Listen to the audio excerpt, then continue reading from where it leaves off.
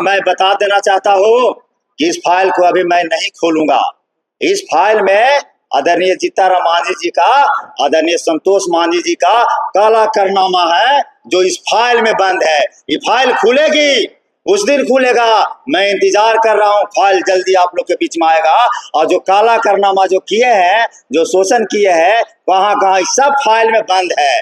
मैं जो भी बात करता हूं पत्रकार महोदय, एविडेंस के साथ मैं बात करता हूं। मैं हवा में तीर नहीं छोड़ता हूं। जब मैं जो बात बोलता हूं उसका मेरे पास एविडेंस है। मैं एविडेंस के साथ आप लोग के सामने दूंगा। अब जाकर के पर्दाफाश आप करेंगे। मुझे आशा उम्मीद विश्वास है बहुत जल्दी करेंगे, बहुत जल्दी। फाइल अभी आज बस इतने तक रहना चाहते हैं। और मैं आप लोग के साथ बता देना चाहता हूं कि जीताराम मांझी सबको धोखा देने का काम कर रहे हैं। आज एनडीओ को धमका रहे हैं कि आप अगर 16 सीट नहीं दीजिएगा तो 100 सीट पर हम चुनाव लड़ जाएंगे। आप कहते हैं कि 50% सीट हम हार जाएंगे। तो एनडीए पार्टी इतना बेवकूफ पार्टी नहीं है, समझदार है। वो सभी बातों को समझ रहा है। वो ये भी समझ रहा है कि इनके साथ है पूरा भूया मुसर, शोषित, दलित, गरीब, गुरबा कोई नहीं है।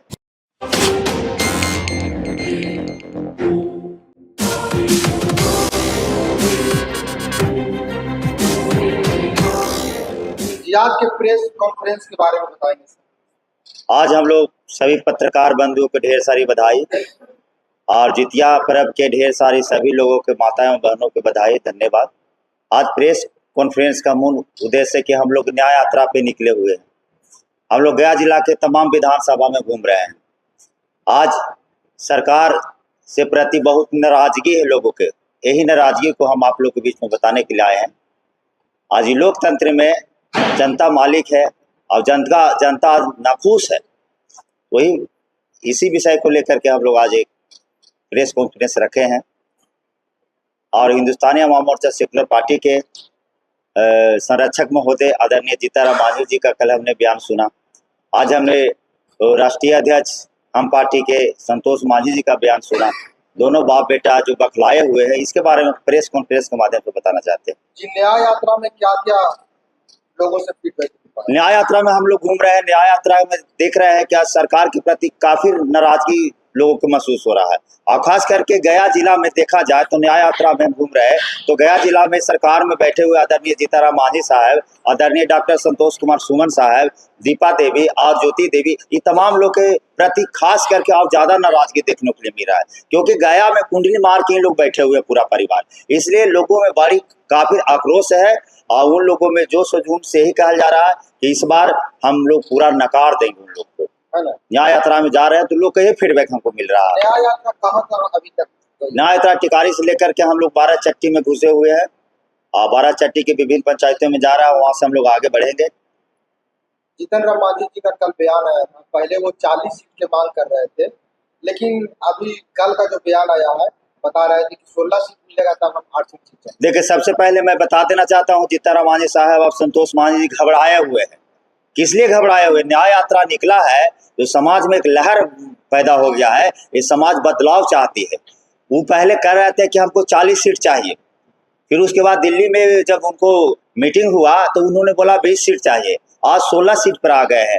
एनडीए में रह करके हमको सुनने के लिए आए प्रेस रिलीज के माध्यम से, क्यों कह रहे हैं कि अगर हमको नहीं मिलेगा तो 100 सीट पर भी हम चुनाव लड़ेंगे। तो मांझी साहब आप पहले तो क्लियर तो कर दीजिए। आप कहते हैं कभी 40 सीट चाहिए, कभी कहते हैं कि 20 सीट चाहिए, कभी कहते हैं 16 सीट चाहिए।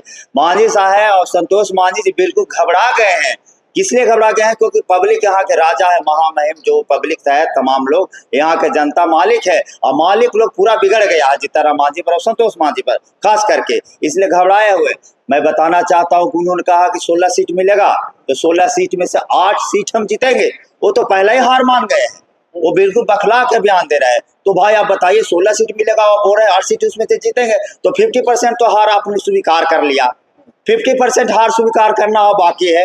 वो अब जनता में जाएंगे तो 50% जनता आपको जवाब देगा। वो 100 से 100% चुनाव हारेंगे। और मैं आप लोग के साथ बता देना चाहता हूँ कि जीताराम मांझी सबको धोखा देने का काम कर रहे हैं। आज एनडीओ को धमका रहे हैं कि आप अगर 16 सीट नहीं दीजिएगा तो 100 सीट पर हम चुनाव लड़ जाएंगे।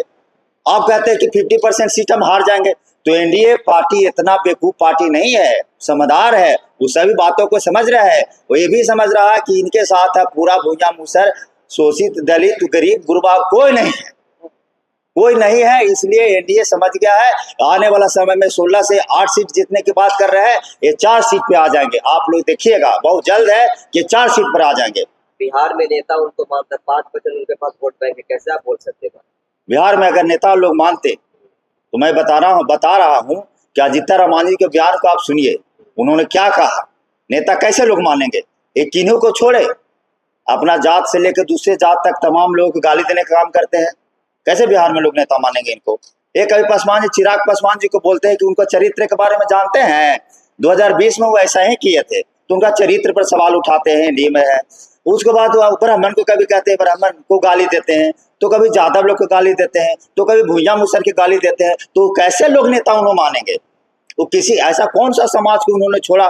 जब एक आदमी प्रेस कॉन्फ्रेंस के माध्यम से आके बताते तो यहाँ के लोग पब्लिक है जो कि गाली सुनते रहे, अब आपको नेता मानते रह गए। कैसे लोग नेता मानेंगे?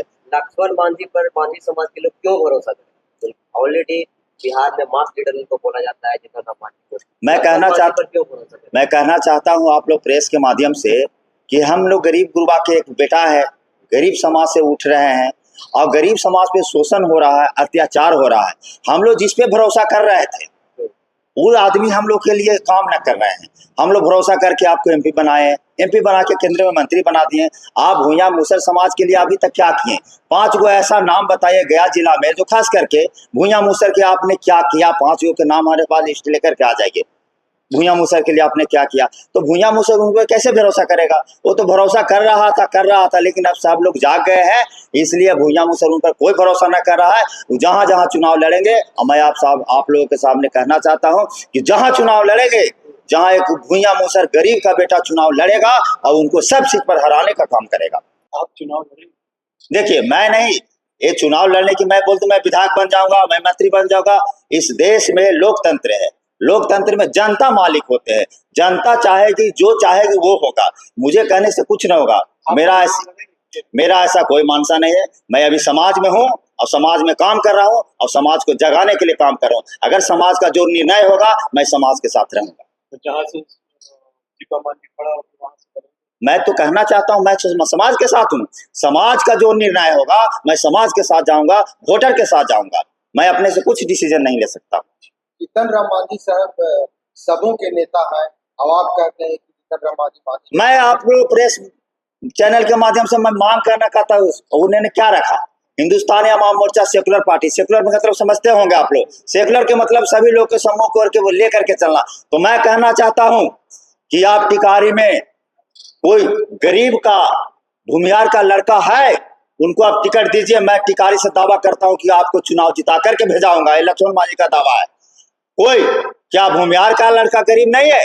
आप अमीरों के टिकट देते हैं। क्या राजपूत समाज में गरीब नहीं है? आप राजपूत समाज के टिकट नहीं देते हैं। आप क्या दलित में गरीब नहीं है? पासवान समाज में गरीब नहीं है?